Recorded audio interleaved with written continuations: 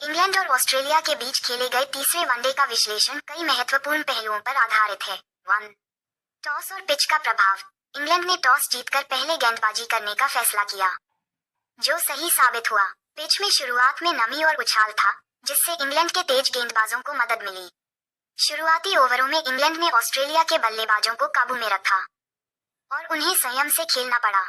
हालांकि जैसे जैसे मैच आगे बढ़ा, पिच बेहतर होती गई और ऑस्ट्रेलिया के मध्यक्रम ने इसका फायदा उठाया। 2. ऑस्ट्रेलिया की बल्लेबाजी। ऑस्ट्रेलिया की शुरुआत धीमी रही और उनके कुछ मुख्य बल्लेबाज जैसे मिचेल मार्श और मार्नस लाबुशेन बड़े योगदान देने में नाकाम रहे। हालांकि स्टीव स्मिथ 60 और एलेक्स कैरी 77 तारांकन ने पारी को संभाला।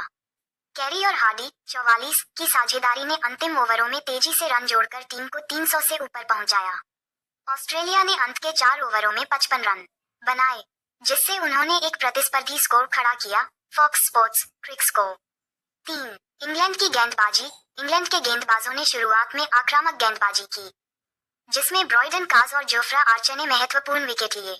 ऑस्ट्रेलिया के शुरुआती झटकों के बावजूद वे मध्यक्रम के बल्लेबाजों द्वारा थोड़ी राहत पाए। क्रिस वोक्स और काज ने बीच के ओवरों में रन रोकने की कोशिश की, लेकिन अंत में उन्हें कुछ रन देने पड़े। 4. इंग्लैंड की बल्लेबाजी और हैरी ब्रुक का प्रदर्शन। इंग्लैंड की बल्लेबाजी की शुरुआत खराब रही, जब मिचेल स्टॉक ने शुरुआती ओवरों में दोनों सलामी बल्लेबाजों को पवेलियन भेज दिया। लेकिन हैरी ब्रुक और विल जैक्स ने शानदार बल्लेबाजी की और एक मजबूत साझेदारी 156 रन बनाकर मैच को इंग्लैंड के पक्ष में मोड़ दिया। हैरी ब्रुक ने अपना पहला वनडे शतक 110 तारांकन बनाकर इंग्लैंड की जीत सुनिश्चित की। ब्रुक की बल्लेबाजी में आक्रामकता और स्थिरता दोनों देखने को मिली और वह इंग्लैंड की जीत के मुख्य स्तंभ रहे। फॉक्स स्पोर्ट्स क्रिक्स को। 5. ऑस्ट्रेलिया की गेंदबाजी में कमी। ऑस्ट्रेलिया की गेंदबाजी, खासकर बीच के ओवरों में, प्रभावी नहीं रही। एडम जंपा की गैरमौजूदगी ने ऑस्ट्रेलिया की स्पिन गेंदबाजी को कमजोर किया और वे ब्रुक और जैक्स की साझेदारी को तोड़ने में विफल रहे। स्टॉक के शुरुआती झटकों के बाद ऑस्ट्रेलियाई गेंदबाजों को विकेट निकालने में संघर्ष करना पड़ा। फॉक्स स्पोर्ट्स क्रिक्स को। 6. डीएलएस मेथड और मैच का अंत। बारिश के कारण मैच को डीएलएस मेथड से समाप्त करना पड़ा, जब इंग्लैंड ने 37.4 ओवरों में 254/4 रन बना लिए थे।